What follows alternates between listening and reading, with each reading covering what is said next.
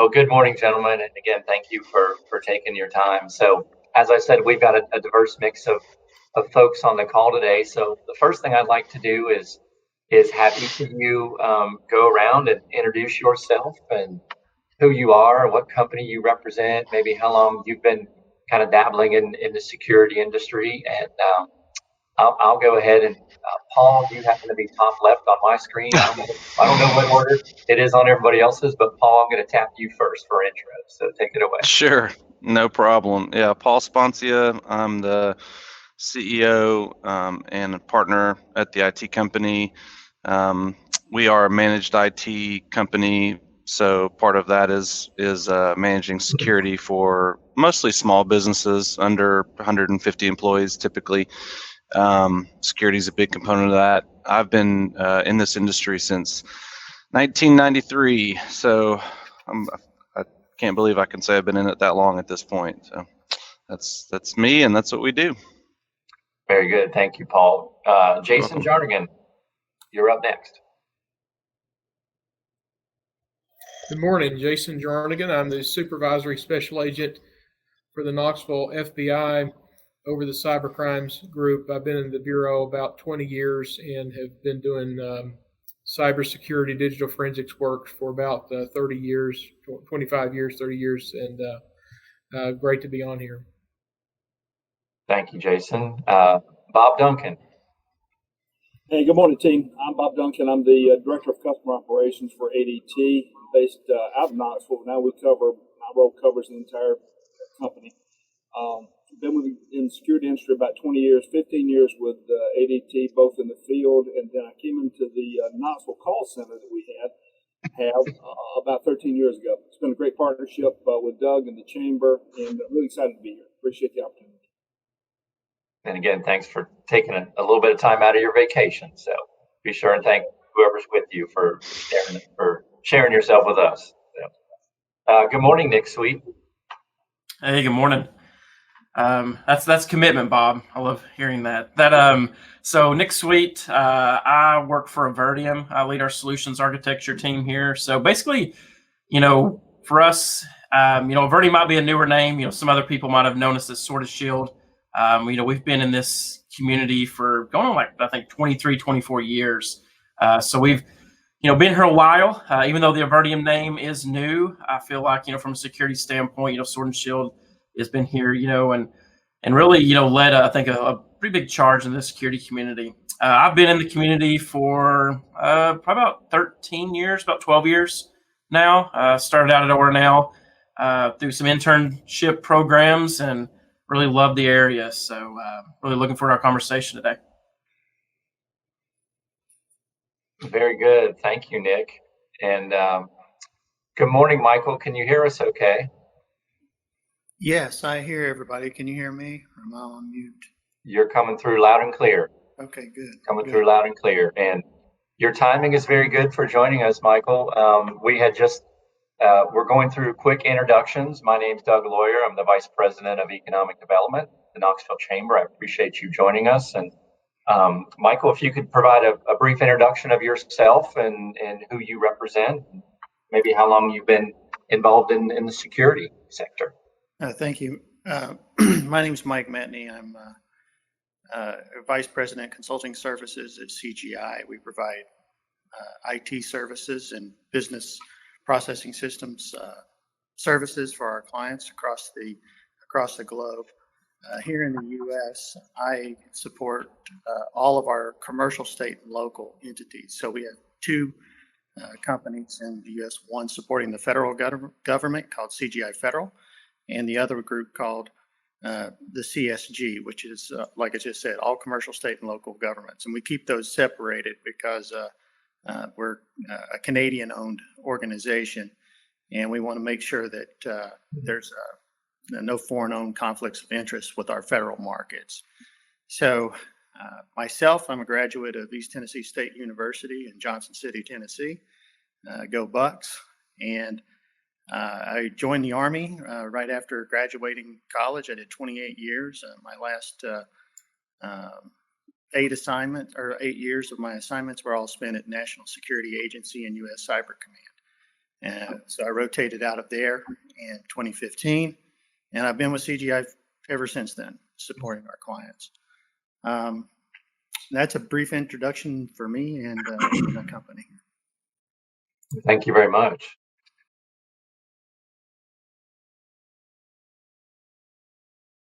Yeah, no, I'm looking at trends in the area. I'm kind of excited about the community, at least from what I've seen over the past few years. When I look at what the colleges are doing, I'm on some of the advisory committees for like Pellissippi and seeing what they're doing there from a college and program standpoint. Looking at, kind of the B-sides conferences that we, hold here, the 865 groups, for the CISSP. There's a lot of community stuff here. And I think it's kind of surprising that, a lot of people might not see as Knoxville as a hotbed for security, but there's a lot of talent that comes in and out of this area, as you can see just from, this call here. For me, I think we're trending in the right direction. I know Avertium is really committed to this area. I think, I don't know how many of y'all saw, but about 2 or 3 weeks ago, we had a ribbon cutting ceremony where we had, the chamber out. We appreciated that, to where we're investing, we're growing in this community as well. So I think, right now, just looking at how things are going, I think Knoxville, the Valley area is, really primed for growth when it comes to the security industry. Thanks, Nick, for that. Anybody else want to tag on some other thoughts to what Nick said about kind of how we're positioned right now in the state of the industry here in the Knoxville region? I think, I would echo, what Nick said. I think it's been really interesting to watch. And I would actually go back to what Nick said about Sword and Shield. Like, probably doesn't get enough credit for what those guys did 20-something years ago, when it was not even cool to be in security back then. And so I think we've been really fortunate in that way. And I think especially in the past 3 years, there's been a big upswing. Even I think we're going to get to this later, but I think even in trying to maintain and attract talent, it's becoming so much more competitive across the globe. But in Knoxville, I feel like it's super competitive right now. The other part of it, I think, and I don't know if we're going to get into this, but I do think is a challenge, specifically as we work in the industry, is those companies that are small, there's still a massive gap of misunderstanding and almost apathy in a lot of ways. So I think at the enterprise and mid-market level, I think we see a lot of good attention. But I think as we move down to the smaller businesses, there's still some big problems with understanding the issues and taking the steps, and even affording, frankly, to be able to do some of those things. Yep. Great perspective. Thank you, Paul. And I want to pause for a second. We've got one more that has joined us on the discussion this morning. Good morning, Brian. Thanks for joining us. Good morning, Doug. How are you? I'm doing well, thank you. Could you please give a quick introduction of yourself and who you work for, and kind of your history in the security industry here in Knoxville? So Brian Strong. I'm the Chief Sales and Marketing Officer here at SH Data Tech. So we're a regional full-service IT firm. We're owned by Covenant Health. So we help small businesses, if they need to outsource their IT, up to large enterprises if they need, data center services. So I've been in the IT industry for, I guess, 15 to 20 years now, in different aspects of it, from the infrastructure side. Also had a software as a service company. So security, while it's not been my main focus, it's always been something that kind of I've had to work around.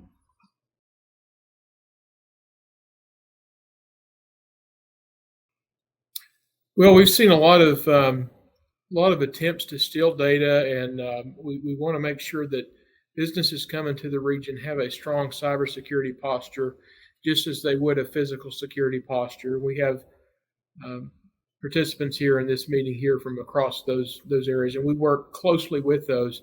I would think if there's one thing I would emphasize, it would be working with the experts in those areas as you're establishing a company in the region to ensure that you have your things in order and to have a plan for when something does happen. And in that plan, ensuring that you're able to have open dialogue with both your IT security, your physical security company, as well as your law enforcement entities. So we do a lot of outreach here at the FBI, and we are constantly sharing information that we glean from across the intelligence community, across our 56 field offices, and our other partnerships to share what trends we're seeing. So being able to plug into those through any of the various forums that we provide is one thing that we certainly recommend. But I think having the posture and the wherewithal to understand that security vulnerabilities are almost inherent to any company that's being set up. It's not a matter of if, but rather when, as we all say, and just having a dialogue and the ability for us to interact collectively would be something paramount as you're pursuing.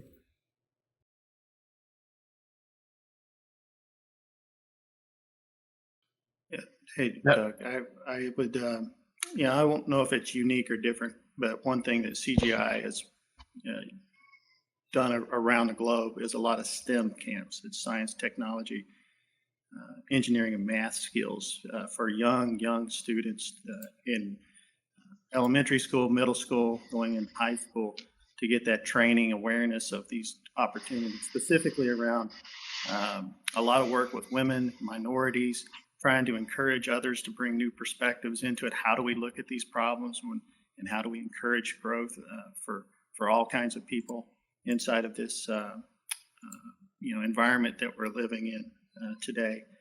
We've conducted these. We've got a great model for them. We've built now over in Europe. We actually have a mobile cyber lab that they built, and they take this truck out and they set it up, and kids can come in. They can try to break into it, or they can kind of see what they can find out, and then also on the back end, how do they protect it as well. So it's really interesting, some of the innovative things that people are doing out there. A lot of, the pandemic obviously had an impact on a lot of activities that we could do like that, but we still shared through events like this, whether it was Zoom meetings or Teams, or using technology to help bring people together. I have two thoughts, kind of dovetailing on some of that stuff. One is on the education side. I think at the public schools are somewhat of a challenge because they have very specific curriculum, and learning how to integrate with that is, I think they're open to it. Actually, if we have the conversations, they're actually super open to it. I don't know that we do enough to have the conversations, but I would say we need to be thinking of it as far as preparation goes, really at the middle school level, because that's when their interest really starts to move this way. I mean, we could argue that kids, younger than 11 or 12 are getting interested, but as they get to 12 and 13 and 14, that's really when kids start to really think about what they want to do, what they like. And if we can get their interest at that early level, and also, I have just a big heart for the under-resourced communities. There's just a ton of kids at Vine and all these other middle schools that are, east or northeast, that have so much talent. If we can start to really invest and help those kids see that there is a career path that can make a big impact. And one of the big challenges I think we've historically seen that I think with what we're seeing may fix some of this is mostly kids want to leave. Like, we have a historic problem of our kids leaving Knoxville. Even if you look at UT, kids leaving Knoxville out of UT and going somewhere else. So making sure that we keep them here, super, super important. And a second piece of that, from a how should we prepare? I keep going back to this because most of my focus is smaller businesses, less than 150 employees. We just have to figure out how to educate people. I know specifically Brian and I are, we competitors and friends and go head to head a lot of times, and probably for these mid-sized, small-sized, companies, and there's just they don't understand, they're not educated, they don't understand how to afford it, they don't understand how important it is. I mean, we still have people who are having their email credentials stolen because they won't turn on simple things like two-factor authentication because it's too challenging until they lose $100,000 and their business goes, defunct. So there's got to be a heavy focus at the small business level to we can only touch so many. Brian and I don't have hundreds of salespeople to go out and talk to people all the time. We've got to educate this small business community that you've got to do the simple things. You can no longer just say it's too inconvenient. You just can't. It's too risky. So those are my two things I would say from a preparation perspective. Get the kids at middle school and get these small businesses that may eventually be big businesses to understand that you can't overlook this anymore.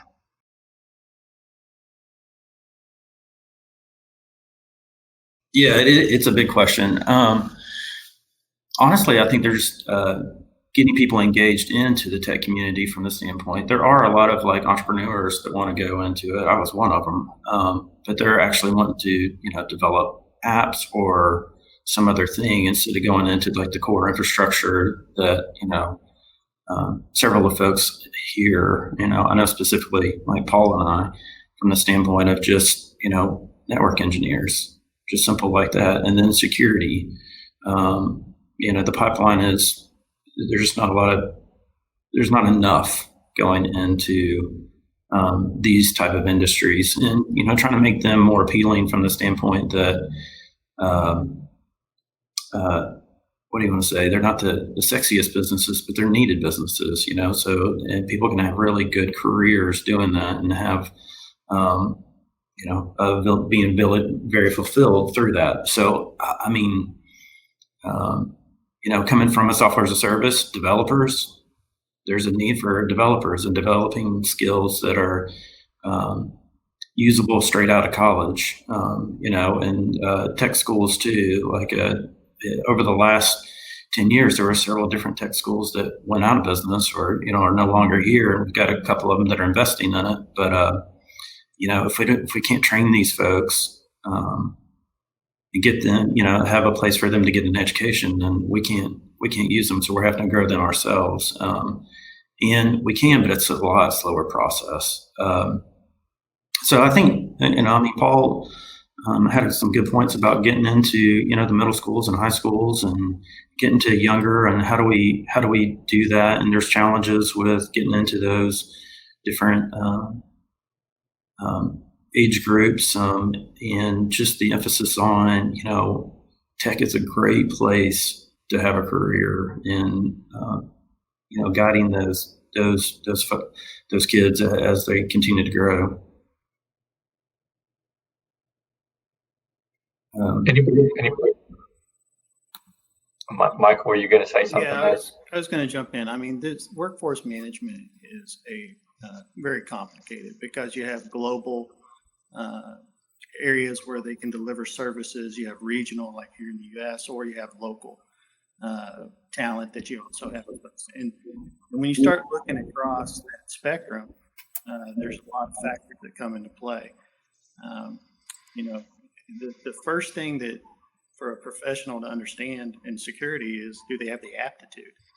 And that's the first gate. You may want to be in security, but may not have the skills. So you need to kind of really do a self-assessment. Are you right for this? Do you have the right aptitude? Then you have to build a foundation, and it could be like Brian was saying there. Is it in infrastructure, or is it in applications? Is it the security components of that, and how do they link together? How do they work across across whatever you're trying to secure? And then you go into the more of the skills, and that can be in a couple of different areas. It can be technical, management, or even operational. So are you an application security specialist? Are you engineering malware, reverse forensics? How technical do you want to be? Or are you a manager? You want to manage information security plans? You want to manage the different components of a security program? Do you want to ultimately be a CISO or a chief security officer for a company? And there's a track for that. And then last, not to take anything with it, is the operational side. Are you wanting to work in a security operations center as an analyst? You want to be a pen tester? You want to be on a red team, blue team, purple team? You want to be involved in those kind of components as you go through it. You want to be, work in the I call it the fun stuff, the threat hunting, the threat intelligence, that really on the forefront of the security problems that are going out there. And so when you look at how broad security is and all the things that are available out there, finding the right person at the right time, and ultimately, at the cost that makes sense to do business, then yeah, you've hit the trifecta. It's get that person and kind of go. And so, that, and it is challenging. It is challenging, and I don't know. We work with, we partner with the big four. We partner with big four companies, and we also partner with small companies, 2 people. When we go forward, to kind of bring that best of breed or best solution together to help our clients, and understanding everybody's strengths and their areas of improvement, and how that can bring more value back to our clients. I think he brings up a good point there too, and I think he said something without saying it, is that over the last couple decades, the amount of specialists in the field have grown significantly, like the security experts and the pen testers and all these intrusion. I mean, all these different specialties weren't here 10 years ago. So the need for, a specialist and the job functions inside of an organization, like we have those inside of SH Data, but, over at Covenant Health too, from the standpoint that their IT staff is significantly grown in all these different specialties, trying to facilitate all these different roles that are in technologies. The roles are growing. They're not shrinking. So when we say we need more people coming in, it's significantly more people going in, because the job functions are continuing to expand. I'd like to add on to that, on top of what Brian and Michael said. As you're developing a technical workforce, I myself started as a cooperative education student out of the University of Tennessee. Universities have a lot of paid and non-paid internships. Obviously, most of them are paid nowadays, but the co-op programs where they work a semester in your workplace, go back to school in their curriculum, and learn more. And by the time a student matures through his career, of course, they've gained not only on-site job expertise, but also more tailored education focused upon what they might be doing once they enter the workforce. So obviously, I'm a little biased in that. I started out as a co-op student, but I think it's very competitive right now across all industries. So the good benefits that we have in this region here, lower cost of living in East Tennessee, the recreation we have here is very attractive. And I think that we'll continue to be able to get students from colleges, universities, tech schools, if we give them opportunities. If there's availability and a footprint for them in a certain organization that's starting out here, to permit some type of a co-op or internship, I think it's a very well invested resource. Jason. Yep. I'm sorry. I was going to say, Jason, you opened the door for a shameless plug for a chamber program that we have. That I want to show of hands if you guys have heard of our internship program called Explore. Anybody heard of that? Bob, Brian, thank you, Paul. What that is it's a program that for the summer, if you have interns, college students working at your companies, we have put together a series of free programs to just help those interns come together in a social setting, get to know each other. We want them to fall in love with the city and the region of Knoxville, in hopes that, if maybe they came to UT from out of state, but they get an internship here, and we're trying to help make those interns stick longer. I think Paul mentioned, we've struggled as a region to retain talent, particularly right out of the colleges and universities. And that's something that I know our chamber team and our board and our investors are highly focused on. That's a critical thing.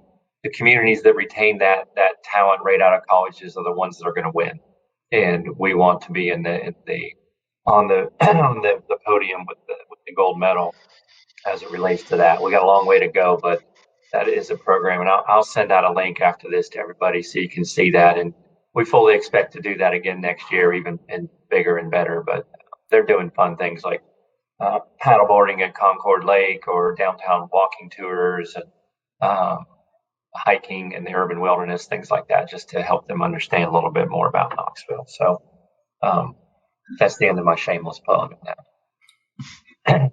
Great program. Hey, I'm going to piggyback again because I'm looking at a little different level. You know, I love the feeder mechanism, the funnel mechanism that everybody's talking about growing talent and retaining it here. I'm going to go to the immediate part, as I mentioned earlier as well. Keeping talent on board has become more challenging. You know, we talk about attracting talent, but keeping talent on board. And a lot of it goes back to what I was talking about earlier. It's not about money as much. It's really shocking. We thought, well, you know, we got to pay more. You know, the job market's changed. They want the money. Don't get me wrong. But again, it goes back to those ancillary benefits, the different things, the flexibility. You know, we struggle with some of it. It's like, you know, I can do a gig job. I can go to Instacart. I can go to DoorDash, and I can supplement my income there and have more freedom. I can work when I want to work and when I don't. So that's what we're looking at ADT, not only in Knoxville, but across the entire country.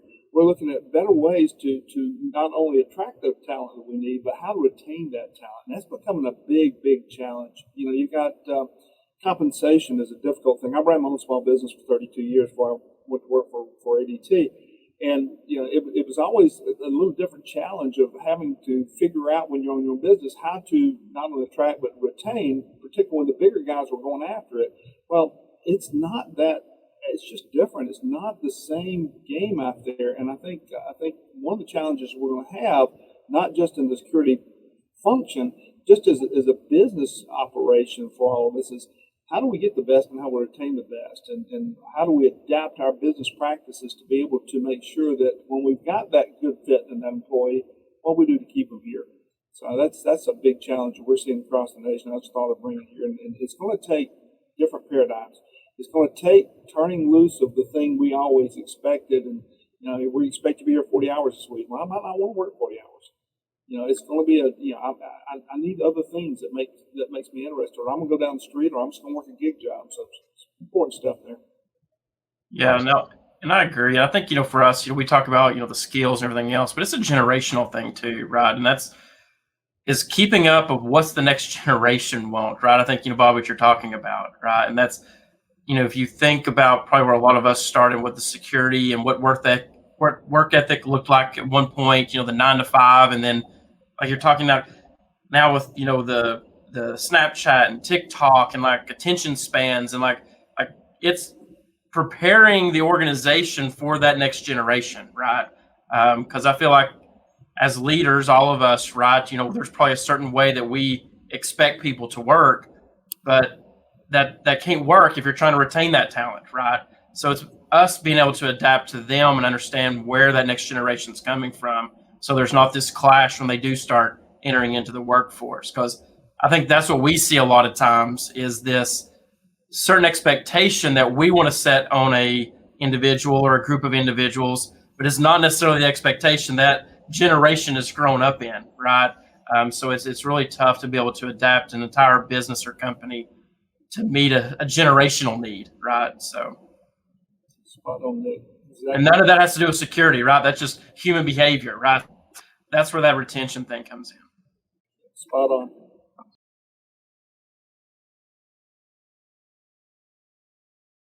We all know that the threats are going to continue. We all know that the vulnerabilities are going to continue. We know that security is not going to is always a component of whatever you're doing in the world that you live in. And I mean, Northeast Tennessee has so many, you know, between TVA, between the critical infrastructure, between the finance, healthcare, utilities, energy sectors that are up there. There's a tremendous amount of security that has to occur.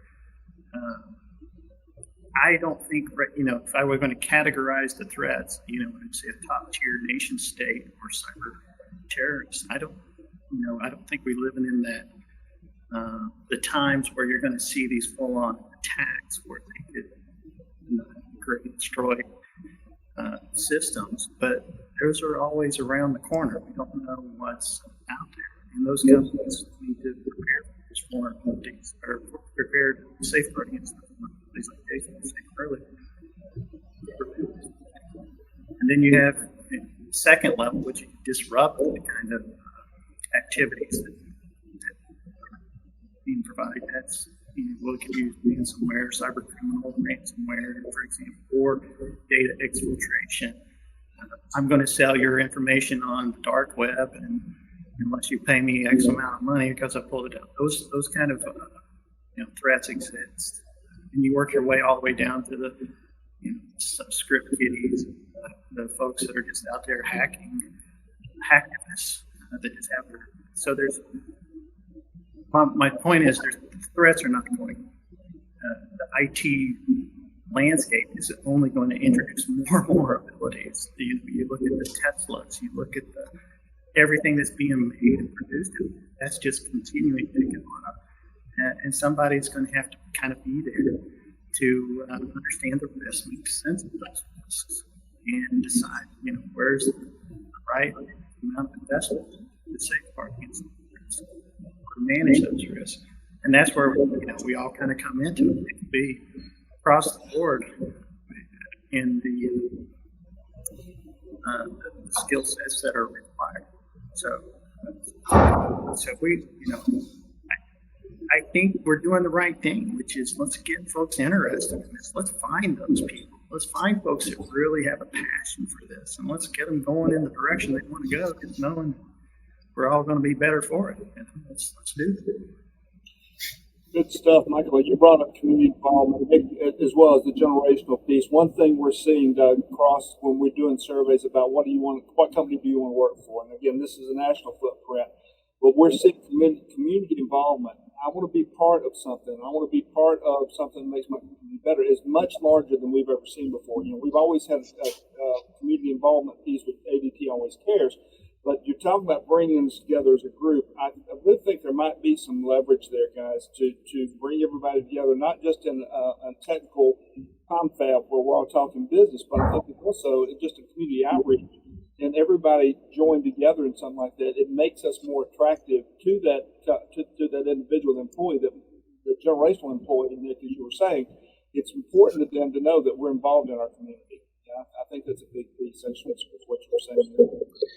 And Michael brought it back to some security that's going on in this area. There are companies in our town that have had a ransomware. People you drive by every day. I mean, it's happening.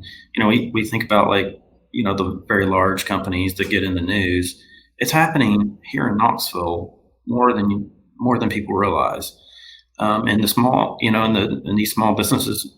Paul alluded to this a little bit earlier, but they don't really know how to assess. What are their risks from this standpoint? It's we're getting back to a little bit of security. It's a major issue that all businesses are going to have to address.